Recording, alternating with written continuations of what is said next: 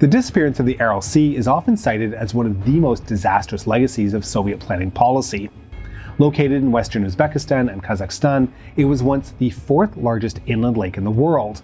Today, though, the sea has shrunk to just 10% of its original size, and its loss has wrought havoc on the communities and environment of Central Asia. The negative environmental and human effects of this are well documented, and the Aral Sea has become one of the so-called dark tourism sites in the former Soviet Union as a result. What is often less discussed, however, is the politics that led to the decimation of the Aral Sea and the warnings of scientists and locals that were ignored until it was too late. I'm your host David, and today we are going to explore how Soviet governance led to the loss of the Aral Sea. This is the Cold War.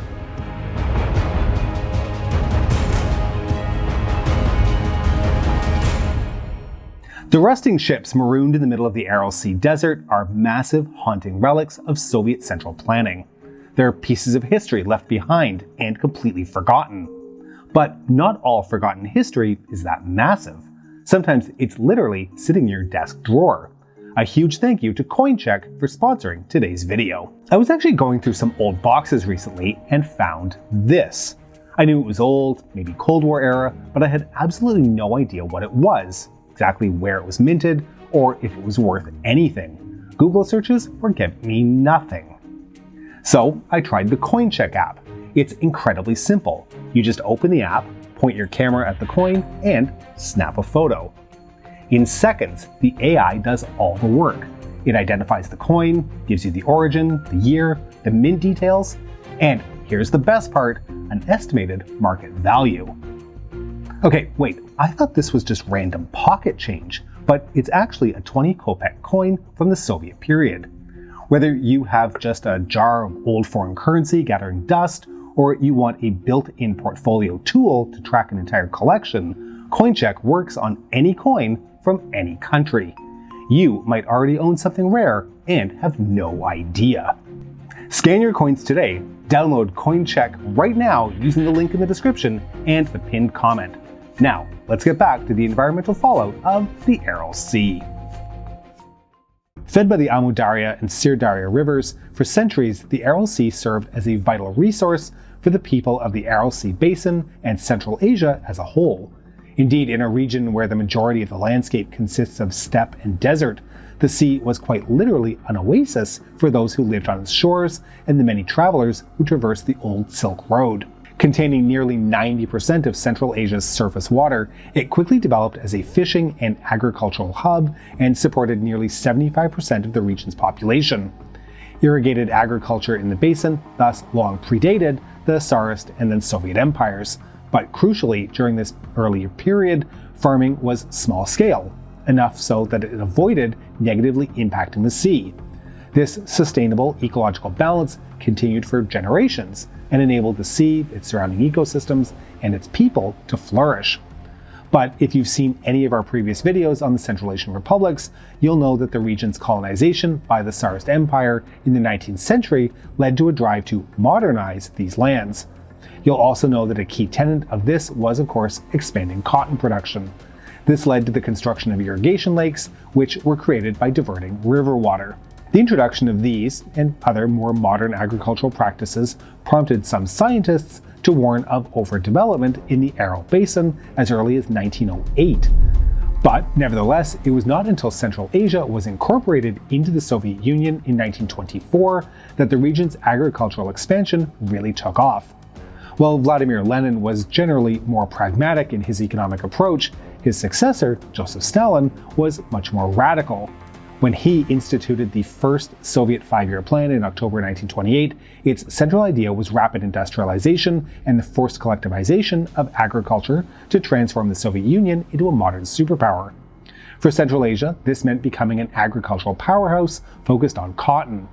Accordingly, throughout the 1930s, policies were put in place to facilitate this, such as the introduction of higher prices for the procurement and sale of cotton.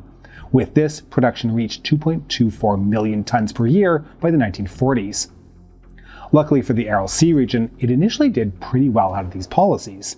Sure, a lot of the water from the rivers that fed the Aral was already being used for irrigation, but the rivers still flowed into it. In other words, water usage remained sustainable. The most notable industry, besides cotton obviously, was fisheries and canning. With 24 native species of fish in the lake, by the end of the 1950s, the area was producing around 50,000 tons of fish per year, and the Uzbek city of Moynak, in particular, became a sort of boomtown on the shores of the Aral. Many were employed in local fish factories, and simultaneously, the population of the basin almost doubled from 7.3 million in 1913 to nearly 14 million in 1960 as people from across the USSR moved there seeking economic opportunity.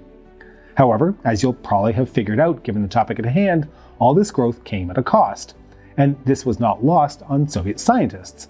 As explained by academic Everett Peachy, quote, even though Soviet scientists understood the economic and environmental ramifications of water diversion schemes as early as 1927, the Soviet Union continued to emphasize short-term production over long-term sustainable growth and development. One such scientist was F.P. Morgunenkov, who warned in 1929 that the uncontrolled expansion of irrigation around the Aral Sea would lead to such a reduction in its flow that its volume could be reduced by 80% in a matter of decades. As we saw in our video on Trofim Lysenko, however, the Stalinist era was hardly a good time to be a Soviet scientist who was interested in actual science. Thus, such warnings were not taken seriously. Instead, many academics have characterized Stalin's approach to environmental policies as eco-perestroika. This is best summarized as the idea that the environment could be tamed and controlled, literally restructured, for human exploitation. In the Aral Sea region in 1939, the eco-perestroika approach saw 160,000 Uzbek and Tajik kolkhozy workers mobilized to divert water away from the Sir-Darya River with the construction of the 270-kilometer-long Great Fergana Canal. They achieved the feat in just 45 days. Given the quick turnaround, as I'm sure you can imagine, the quality of the structure was less than exemplary, and around 80% of the water diverted from the river was lost before it even reached the fields.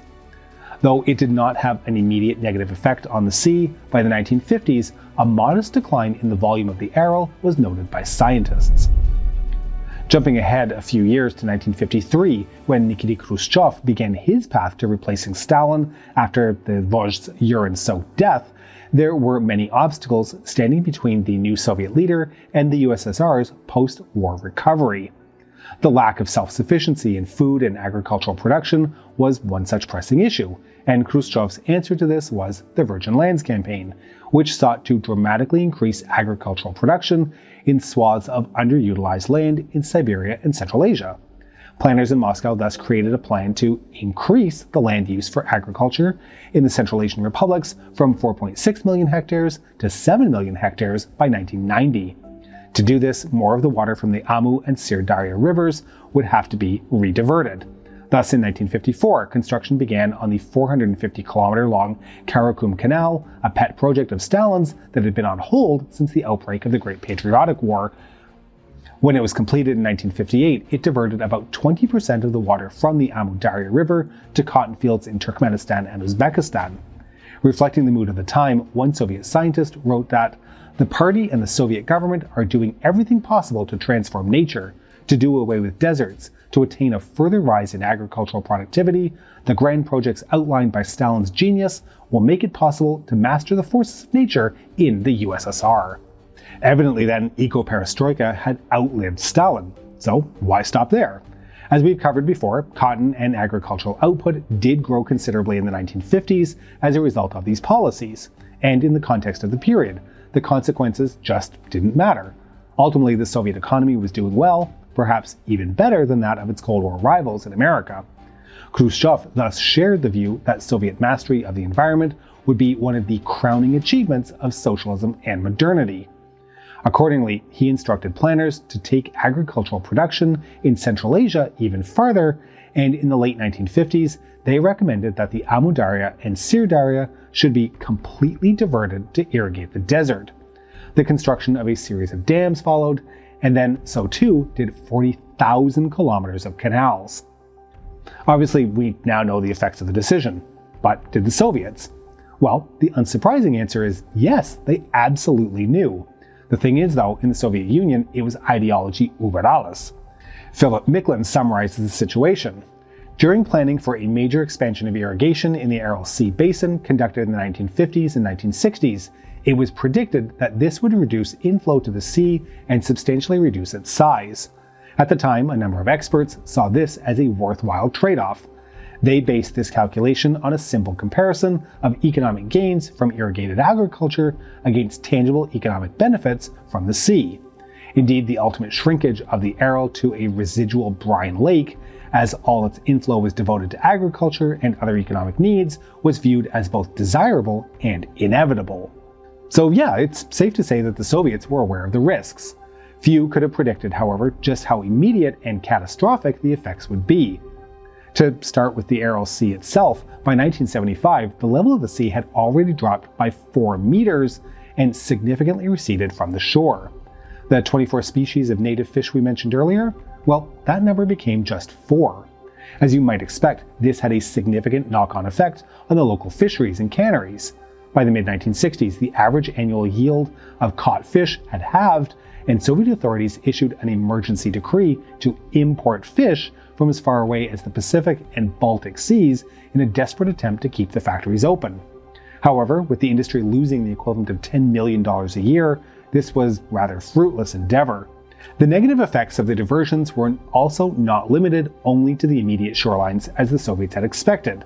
In just 14 years from 1960 to 1974, the total surface area of natural lakes in the Siberian River Delta fell from 500 square kilometers to just tens of square kilometers, while in the Amudarya Delta, 11 of the 25 largest lakes completely disappeared. Forest coverage, meanwhile, by 1980 had plummeted to 50% of their pre-1960 level. And cotton? Thankfully, that was a huge success despite the leaky canals. Central Asia provided over 90% of it in the Soviet Union, a desirable and inevitable outcome indeed. Still, as we saw in our video on Lysenko, it was precisely the decline of scientists like him in the mid-1960s that enabled the return of evidence-based science. One article written in the 1990s by Western academics read that, contrary to popular belief, opposing views about the fate of the Aral Sea were expressed in the scientific literature and at meetings and conferences in the early years of the sea's drawdown. Some scientific writings in the 1960s and 1970s cautioned readers about the likely environmental costs associated with declining sea levels. Such views were not just presented in these articles as generalities, but they identified specific problems that would most likely ensue as the sea level dropped. To give an example, V.D. Schultz, a hydrologist specializing in Central Asia, became one of the first to challenge the consensus by arguing in 1964 that preserving what was left of the sea, let alone restoring it, had already been made pretty much impossible. Moreover, in 1977, a pair of Uzbek scientists presented a paper to a conference of party officials arguing that the demise of the fishing industry in the Aral Sea was a direct consequence of the decision to divert the rivers that fed it. Unfortunately, though, meaningful conversations about solutions proved more elusive. On the one hand, this was because the number of scientists who spoke out in the 60s and 70s remained far too small to make a real difference, and it obviously remained difficult to deeply criticize the regime even if Soviet science had become a bit more relaxed. As summarized by historian Martha Sherwood, the effects of Brezhnev's stability of cadres doctrine on Soviet science were such that, quote, a climate existed in which individual agencies responsible for monitoring environmental problems produced high-quality research but were unable to communicate with each other or the public. Decision makers who saw increasing cotton production as an economic panacea in Central Asia did not have access to data documenting environmental deterioration. On the other hand, almost any effort by the state to find a solution would have been a tacit admission that the desiccation of the Aral Sea was an entirely avoidable disaster. So, what could be done? For the party, there was only one answer: another insanely ambitious and disruptive irrigation project that could be spun as a glorious achievement of the Soviet people. The project in question was a scheme to divert water from the Ob and Irtysh rivers in Siberia all the way to the Aral Sea region. This idea was not new, and had actually been considered as a backstop for a worst-case scenario in the 1950s before the Amu and Sirdarya rivers were diverted. But once the consequences were unignorable, the National Water Management Design Institute, appropriately shortened to Soyuzgidprovodkhoz in Russian, put forward a proposal to build a 2,500-kilometer canal to transport around 30 cubic kilometers of water to the Aral region annually. Dubbed the Sib-Aral project, based on the Institute's proposal, it would have irrigated an additional 2.3 million hectares of land and cost the Soviet state the equivalent of some $40 billion. So not cheap. It's also important to consider that the proposal was not solely some benevolent attempt to save the Aral Sea. Rather, such proposals were distinctly political. Amid the economic stagnation of the Brezhnev years, large-scale infrastructure projects were the flavor of the month. The decade. Ultimately, though, the project did not go ahead, which was probably for the best. Its feasibility as a solution was unknown. Not only was it extremely expensive, but given the historic shortcomings of Soviet irrigation projects hitherto, it did face firm opposition from scientists, writers, and politicians who warned of severe ecological impacts. Peachy supports this view, arguing that, had it been implemented, the effects of this scheme would have been catastrophic. Filtration losses from the canal alone would have totaled between 2.2 and 2.7 cubic kilometers annually, and Siberia's estuaries, floodplains, and water quality would have been seriously harmed because of the diversion of water from these rivers. In short, Sib-Aral probably would have just taken the problems from the Aral Sea and moved them somewhere else. It was an out-of-sight, out-of-mind approach. In addition, the body in charge of the project, the Soyuz Giprovodkhoz, was notoriously bureaucratic and mostly staffed by these same officials who had created the Aral Sea problem in the first place. Despite all this, in 1985, the first phase of the project was undergoing final engineering design, and it was not until August 1986 that it was finally scrapped altogether when Gorbachev issued a decree halting work on all large-scale irrigation proposals. Still, broader developments ensured that the situation in the Aral Sea would not be forgotten, even if the Sib-Aral project had been poo-pooed as a serious solution. The Chernobyl disaster in 1986, which occurred right at the beginning of Mikhail Gorbachev's Glasnost policy, placed the environment at the forefront of debates about transparency. The revelations unearthed amid the cotton scandal investigations also put Soviet approaches to development in Central Asia under scrutiny for the first time. In response, environmental groups appeared across the Soviet Union as state-controlled organs of the press like Pravda, Novy Mir, and Nauka i Zhizn published an increasing number of articles on the Aral Sea. Novy Mir even collaborated with several of these newly established environmental groups to send a fact-finding expedition to the Aral region in 1988, which helped Western scientists visit the region for the first time since the disaster had begun to unfold. Meanwhile, Andrei Monin, a prominent member of the Soviet Academy of Sciences, rose to notoriety as an outspoken critic of the environmental and social problems in the Aral Sea region and the lack of serious attempts to address them. He was unequivocal in his criticism, writing that, in the period of stagnation, bureaucratic centralism, and the flourishing of subjective principles of administration, a branch of science was often assigned the role of servant to several powers that be. He added that the authorities were solely responsible for planning and setting in motion a very real large-scale ecological disaster in the Aral Sea Basin, explicitly calling out Soyuz Giprovodkhoz for its failings. This obviously would have been impossible just 2 or 3 years earlier, but he spoke for many of the Soviet scientists who had been forced to stay quiet in the preceding decades. The burgeoning Soviet environmental movement seemingly prompted the Central Committee to finally consider realistic solutions when its very own Andrei Gromyko penned an article in Kommunist calling out the unsatisfactory manner in which environmental issues had been dealt with in the past. He soon set up an all-union state committee for environmental protection, and on September 30th, 1988, spearheaded the Central Committee and Council of Ministers' adoption of a resolution on measures for fundamental improvement of the ecological and sanitary conditions in the Aral Sea region. During this time, the Soviet Union's top brass had been meeting with their counterparts in the Central Asian republics, and to their surprise, found that local officials actually wanted to revive the Sib-Aral project. In 1988, for example, the president of the Uzbek Academy of Sciences publicly stated that the Aral Sea could not be saved without the diversion of Siberian rivers. When Gorbachev visited Tashkent in April that year, it was also reported in state media that he had agreed to begin a new feasibility study on Sib-Aral. While it's unclear whether Gorbachev actually followed through on his promise, given his personal skepticism of the plan, what we do know is that in November 1989, the Supreme Soviet created a commission to research measures for the restoration of the ecological balance in the Aral Sea region. Subsequently, this committee led an open competition, seeking proposals. On paper, the competition was a great success. It yielded over 200 project proposals from various scientists and institutes, and 7 were taken forward for serious consideration.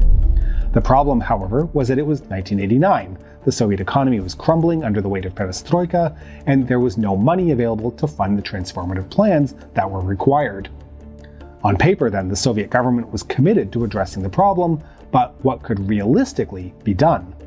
As argued by scholars Micklin, Alvin Rubinstein, and Igor Zhon, a rapidly deteriorating economy became the controlling factor throughout the last days of the Soviet Union, and as a result, the Kremlin was unable to direct adequate financial resources to new problems. Constrained by a lack of funds and increasingly engaged in a life-death struggle to control the political forces he had unleashed, Gorbachev could do little. These proposals, therefore, went nowhere. Increasingly desperate, on June 23, 1990, the leaders of the Kazakh, Uzbek, Turkmen, Tajik, and Kyrgyz SSRs presented a joint resolution calling for the Supreme Soviet to declare the Aral Sea Basin a region of national calamity, and that the problems could not be solved by regional efforts alone. But a year later, the USSR ceased to exist.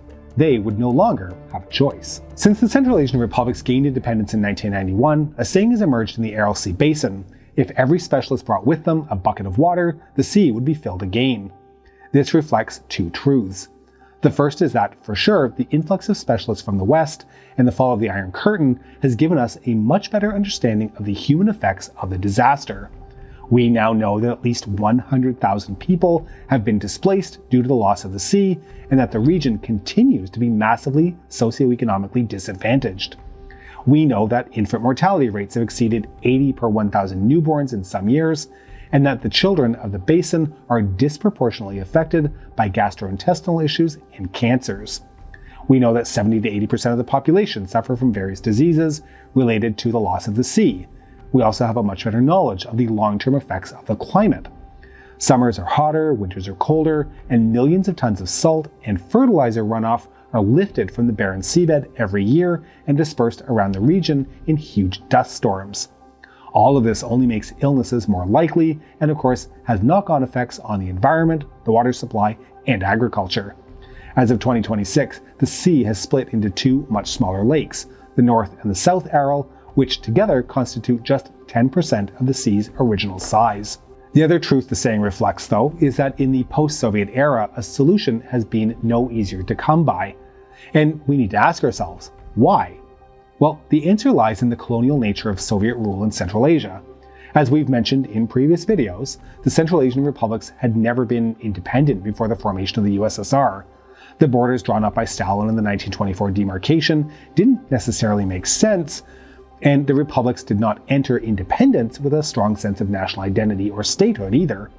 All of these things have only made it more difficult to agree on the framework for negotiations and, more importantly, who should lead efforts to regenerate the sea. But going back further, the fundamental reality was that the Soviets simply did not care about the impacts of their policies on Central Asia until it was far, far too late to try and fix them. Sure, it's easy to point the 1960 diversion of the Amu Darya and Sir Darya rivers as the point of no return, but maybe the loss of the Aral Sea is better understood as death by 1,000 ideological cuts. Indeed, consider that so much of communist ideology was about seizing the reins of historical processes. Industrialization and nationalism are two we've covered a lot, but the environment was something else altogether. Only the Soviets were hubristic enough to believe they could tame this beast. Thus, for them, turning Central Asia into a cotton monoculture in pursuit of socialist glory was a small price to pay for ideological supremacy in the Cold War. Maybe then the Aral Sea is as much a political disaster as it is an environmental one. We hope you've enjoyed this episode, and to make sure you don't miss our future work, please make sure you subscribe to our channel and have pressed the bell button, who is fully aware that the historic definition of decimate means 10%, but also understands that language evolves and isn't so ridiculously pedantic to leave a bunch of comments on YouTube videos complaining about linguistic progress. Please consider supporting us on Patreon at patreon.com/thecoldwar or through YouTube membership. We can be reached via email at thecoldwarchannel@gmail.com. This is The Cold War Channel, and as we think about the Cold War, please remember that history is shades of gray and rarely black and white.